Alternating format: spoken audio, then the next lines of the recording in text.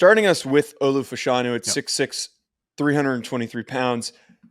I tweeted this out. I threw up a clip yesterday of him just going through his pass setting. I think it was against Derek Hall or it was against one of the Auburn defenders. And I don't think this should be a hot take. I don't think anyone's going to sit here in the comments and go, what the hell are you talking about? Colin will probably do that. But Fashanu would have gone ahead of Paris Johnson. It's possible. I absolutely think he would have gone ahead of Paris Johnson. I would have taken him ahead of Paris Johnson. Let me rephrase that. I think with what you're getting with him athletically, some similarities can be made between him and Johnson, but we're not here to compare the two of them. Massive frame, incredible flexibility. I wrote down silly elite flexibility. The way that he can contort himself, the way that he can move is at a level that we just typically don't get for offensive tackle prospects. That allows him to redirect, that allows him to position himself really well up against opposing pass rushers. He's one of those guys that, yes, he does need some correcting, but for what he did last year, man, the guy is just a freak. And it's not like we're going off of a guy that's a good athlete that didn't win reps. He was pretty locked down in a lot of the games that he played last year. He is... The baseline traits are fantastic for a guy like Olu. Because he is a guy, Joe, just talking about the background a little bit. Gonzaga College High School, which is in Waldorf, Maryland, which is a very prominent school. He played with Caleb Williams, right? Yes, he did play with Caleb Williams. Okay. And so this is a school that puts out a lot of talent onto the next level. It's one of the premier schools in the state of Maryland, in the DMV area, just in general. But he was a lightly recruited kid. He was a 4-star by one publication, but a low 4-star. And he was a 3-star by basically everybody else. He ends up at Penn State because of his natural tools. I mean, we have seen Penn State find these guys that are ultra talented, but maybe super raw. Like I think about, going up to Blair Academy, right? And getting a guy like a Dafe Owe, like those types of dudes. Mm-hmm. Getting a guy like Olu Fashanu, who, I mean, let's be honest about this. From a talent level perspective, this kid is a freak show. It is. I mean, he is a player that I've been told that at 323 pounds, he has a six-pack. Like he's one of those freakazoid guys who just holds weight so well and carries his frame so well. He's got really good foot quickness. But the thing that I love most about him, which makes sense with the six-pack conversation for a second, is that his core strength is just incredible, man. Like he can sit down against power and every piece of momentum for a defensive lineman is halted. Like he's not moving off his spot. He's got really strong hands. He's got really strong core. He's got vice grips, man. So power profile, he's a guy that can shut guys down. Like you mentioned Derek Hall, for instance, out of Auburn, right? Like that's a kid that his entire profile is built off of being a power-based rusher. That's the type of guy that Olu Fashanu is always going to be able to counteract at a high level. So those traits I think are excellent, but I do think that we need to have this conversation. There is some rawness there still. There is. I think that his angles are not great all the time. I think that his hand placement is not great all the time. I think that his hands can get a little wide at points. I think that when he's navigating in the run game, I think that he attacks leverage poorly at times. He's a much better pass protector right now than I consider him a run blocker. And he has the tools to be a really good run blocker, but I think that that's still a work in progress just because I think the nuances and the technical aspects of playing the game are still a little bit of a work in progress because he's only started 10 football games in his career. He's still a guy that is raw, new to the position, a little bit green. When he puts it all together, he has a chance to be a superstar. He has a chance to be a Pro Bowl offensive tackle. But there are still some maturation that needs to happen in 2023.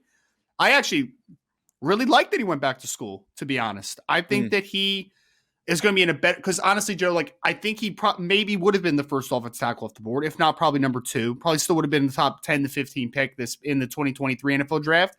But I think there would have been a little bit of a tough transition early on in this next season because there's still some things that he needs to refine and work on. Another year up at Penn State with a good offensive line coach. I think Phil Trautwein, who actually played in the NFL for a couple of years, being able to work with him and be able to refine some of those things that he's lacking at the moment. I think you're talking about a guy that is going to be better off long-term in my opinion. He's still a young guy. I think he Still 20 years old, despite being going into his Yes. fourth year. Yeah. So there's a lot to like about a guy like an Olu Fashanu. The upside is immense. There's no question. Yeah, we saw him exactly the same way. I don't think there's really any difference, and I'm curious to see what our projection / grade is for this guy. But with Fashanu, you hit the nail on the head on that aspect of he almost absorbs any level of pressure or strength that he receives from an edge rusher, and the way that he's able to absorb that is at just such a dominant level. It does almost nothing to him. He's unfazed by any contact or power that is delivered to him by edge rushers.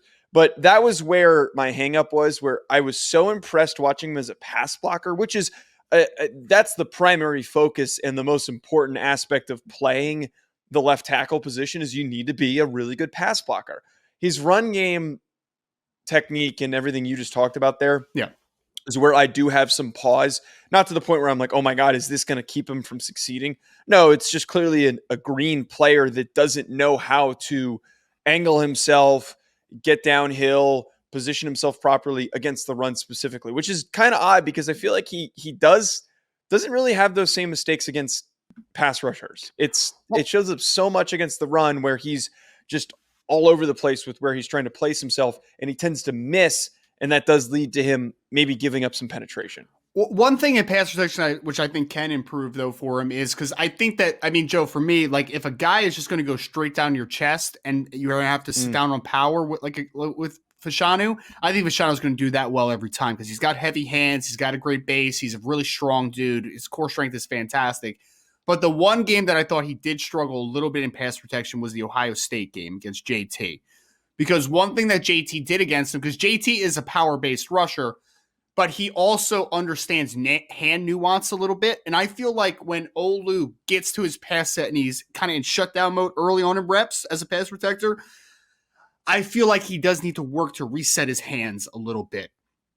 Again, secondary rushes, counters, that type of stuff. So I do think that there's some work that still needs to be done as a pass protector as well. But again, that's nothing we're talking about is unteachable. Like everything we're talking about is just better hand technique, more advantageous hands, a little bit more active hands, or just hand placement, right? Like firing into the chest and staying inside and resetting your hands when there's a counter move. And all that stuff is very fixable. So I am high on this young man for the upside, especially because I think that there is still a lot of untapped ability. I don't think we've seen the best of Olu Fashanu. I don't. I think that there is a lot more that we can get to.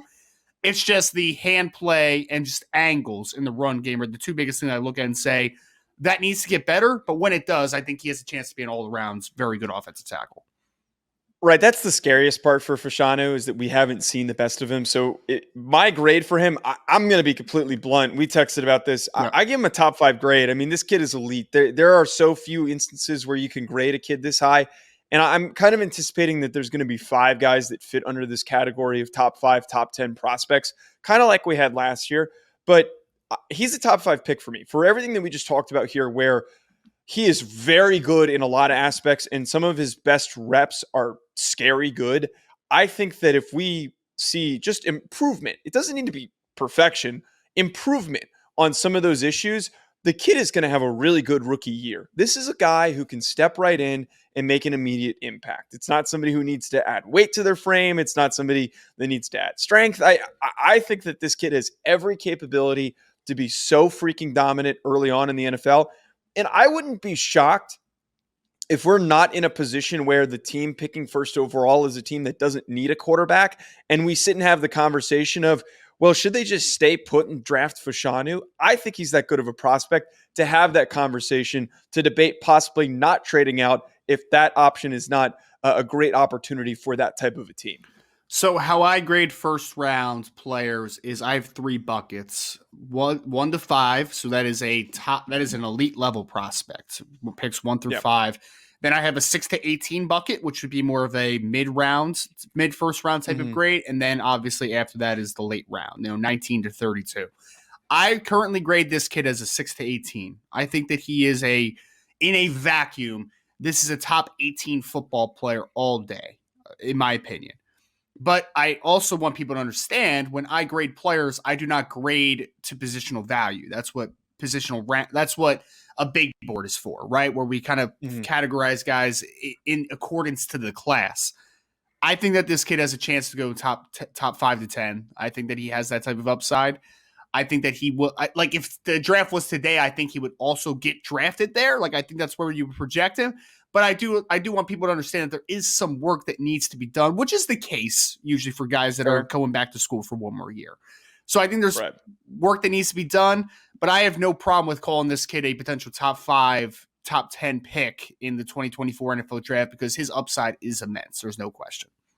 I just want to tell you folks about an exciting new partnership that we have with this channel with Underdog Fantasy. Ever since I joined, I've been having so much fun. There are so many different exciting games that make watching games during the offseason more exciting. I'm not the biggest basketball fan, but it has made it way more entertaining since I found Underdog Fantasy. And my favorite game to play so far, which I think you should try out, is Pick'em. It is so easy to play. Just pick higher or lower on your favorite player's stats, and you can win up to 20 times your money in a single night. Underdog keeps it simple. With their easy-to-use website and mobile apps, pick between 2 and 5 players to fill out your pick'em slip, get every pick right, and take home some cold, hard cash. Use code HACK, H-A-C-K, HACK, like the name of this channel. Use code HACK to get your first deposit doubled up to $100 by Underdog. Go sign up. You won't regret it. You're going to have a blast. Check out Underdog Fantasy. I also want to tell you folks about our other recurring sponsor that we have on this channel, that being BetOnline, betonline.ag, which has all the updated odds, news, and anything for sports betting.